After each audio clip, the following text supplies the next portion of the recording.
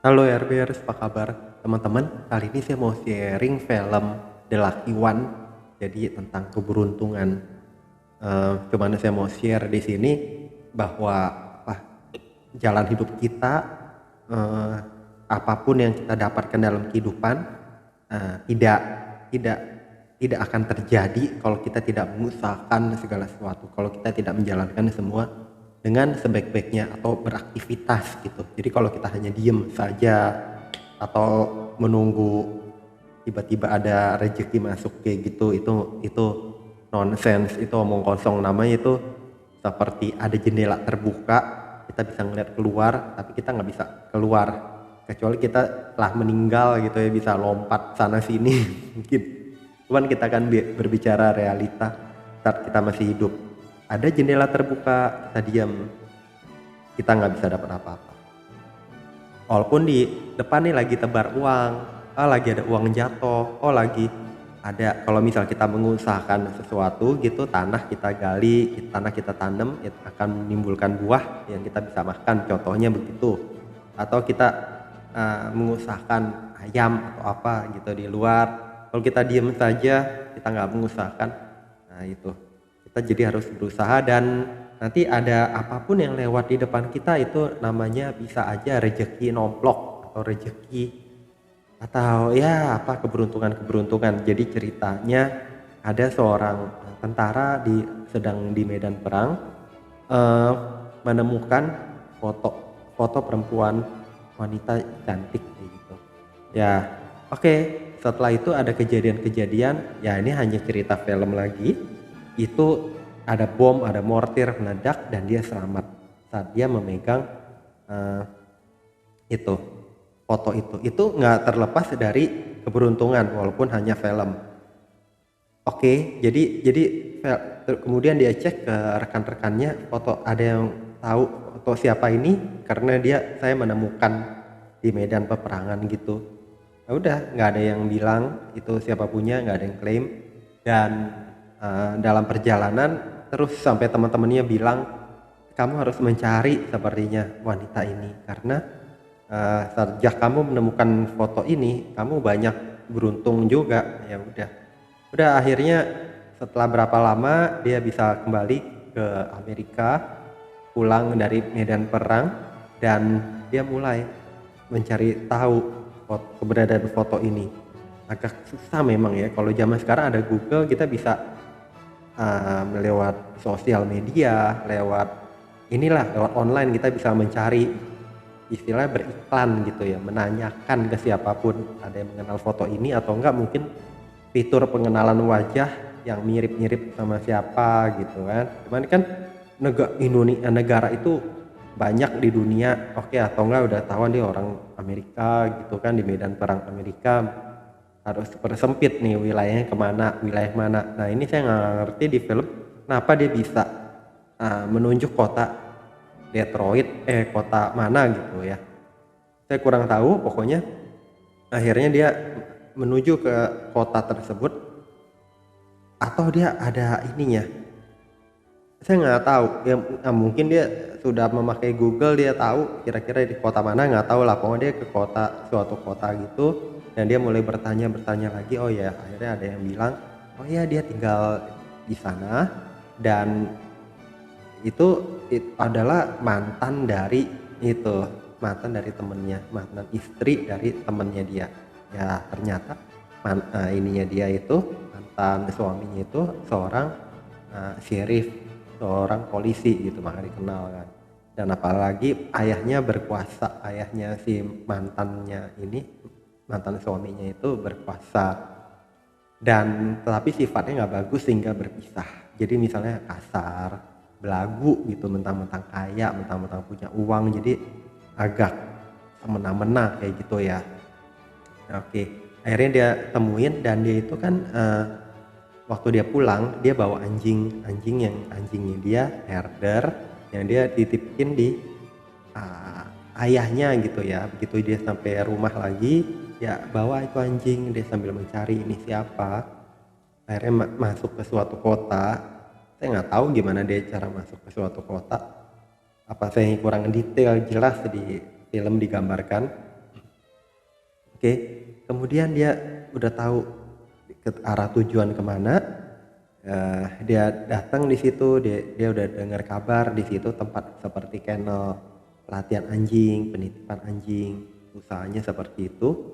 Dia datang ke sana, kemudian orangnya itu agak ini mau cepet, perempuannya udah cepet, apa dia lagi agak pikiran sedikit atau nggak mau terlalu berlama-lama dalam berbicara. Akhirnya dipikir dia itu bawa anjing, apa dia mau melatih anjing atau bagaimana, pada minta pekerjaan sebagai pelatih anjing. Udah akhirnya dia bilang, ya udah kamu boleh melatih di sini, kamu boleh bekerja di sini. Dan udah setelahnya dia akhirnya bekerja di sana. Kemudian karena dia pendatang, dia melihat ada rumah yang dia bisa afford, dia bisa beli. Ada rumah tua, rumah rada ya masih layak lah, cuman kotor, perlu perbaikan-perbaikan gitu ya. Akhirnya dia perbaiki, dia tinggal di sana, dia menjadi dekat dengan si wanita tersebut. Nah, si mantan si wanita tersebut itu seorang sheriff yang tadi saya cerita, itu belagu sampai identitas ini tak bilang dia bekas army kayak gitu kan. Identitasnya dicek semua sampai ya udah ya diperlakuin nggak enak deh, nggak nyaman. Ya sebetulnya itu karena dia masih suka. Jadi orang kalau terlalu posesif itu sebetulnya salah. Itu ada salah dalam tingkatan hidupnya, itu ada salah, kurang berdamai. Kalau dia bisa relief, bisa bisa senyum, bisa nggak posesif, nggak, ya kita biasa aja gitu ya. Tapi powerful itu orang lebih lebih adem, lebih tenang, lebih seneng. Tapi gimana kalau dia terlalu seperti push, ngedorong, terlalu demand, terlalu meminta, terlalu berharapnya gimana gitu, bisa buat orang nggak nyaman. Dan oke, ya udah jadinya seperti ada kompetisi di situ. Dan dia, si pelatih anjing ini deket dengan dia, dengan si wanita ini, sampai dia bisa ngenalin anaknya itu tahu musik. Dia bisa main musik juga sih kebetulan, si mantan tentara pelatih anjing ini. Dan dia membantu di sana untuk memberi makan, untuk ini latih anjingnya, kontrol anjingnya. Dan kedekatan mereka masih itu sampai suatu waktu si sheriff mantan itu bawa ke dia foto. Dia bilang, ini saya nemukan ini di kamarnya, di rumahnya, karena mendapat info nih ya dari teman bahwa dia mencari foto ini. Ya udah, emang dari awal dia mau bercerita, tapi si wanita ini selalu mau cepet-cepet, selalu berpikir yang lain. Oh mungkin dia mau apa, oh mungkin dia mau apa, oh dia mungkin mau bercerita apa. Jadi orangnya terlalu berpikir lebih dulu gitu, lebih one step ahead gitu. Tapi salah, perkiraan itu banyak salah kayak gitu teman-teman. Saya juga lupa deh mau cerita apa, tapi ini deh nggak mau lama-lama, apalagi pikir orang asing kayak gitu. Tapi dia punya ibunya ini ajak dia ngomong, ajak dia ngobrol, nyambung, bisa bercerita, jadi connect. Jadi si laki sama si ibunya si perempuan ini connect. Dan suatu waktu ibunya itu juga ngeliat si anaknya ini perempuan, yang mantan itu dari polisi itu ngeliatin si laki ini yang mantan tentara dan pelatih anjingnya dia ini kok seperti naksir, terus sweat berkeringat gitu, ngeliatin kayak gitu. Ya udah akhirnya, ya udah kamu harus ngelupain apa yang masa lalu yang kamu nggak damai, yang kamu nggak suka, raih apa yang kamu mau kayak gitu, apa yang kamu inginkan. Udah akhirnya dia datengin si lelaki itu, akhirnya dia deket, akhirnya mereka ciuman, mulai deket kayak gitu teman-teman. Dan ya udah mereka deket sampai suatu waktu si itu kan minta balik karena ngeliat nih kayaknya deket gitu si ini sama si orang baru ini. Dan ya udah suatu waktu ada hujan badai, itu anak itu dia nggak suka juga sama ayahnya itu dikasarin sama mamanya. Dia naik ke rumah pohon, kebetulan hujan gede, tiba-tiba nggak tahu kenapa dia terjatuh ke sungai, aliran sungai. Dan udah itu si itu minta tolongnya ke mantan tentara. Nah, si itu juga ngelihat dia karena sering nguntit gitu, dia ngelihat dia juga cepet ini mau gapai anaknya ini kan. Nah, ya udah akhirnya dia si Mari tentara juga berenang cepat nih bawa bawa itu ke tepian.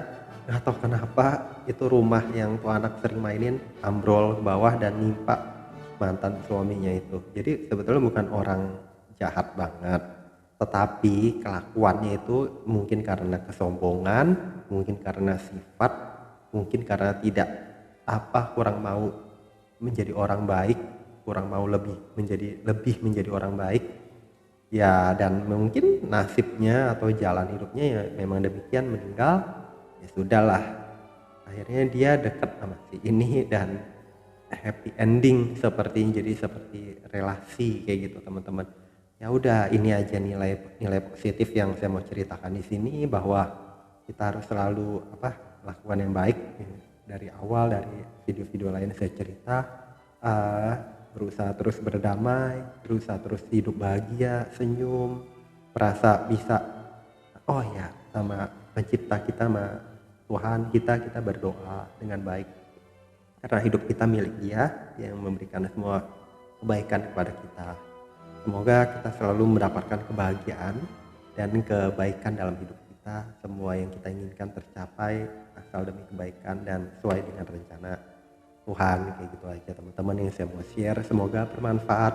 Jangan lupa subscribe, like, share, komen. Sampai jumpa di video-video saya berikutnya. Bye bye.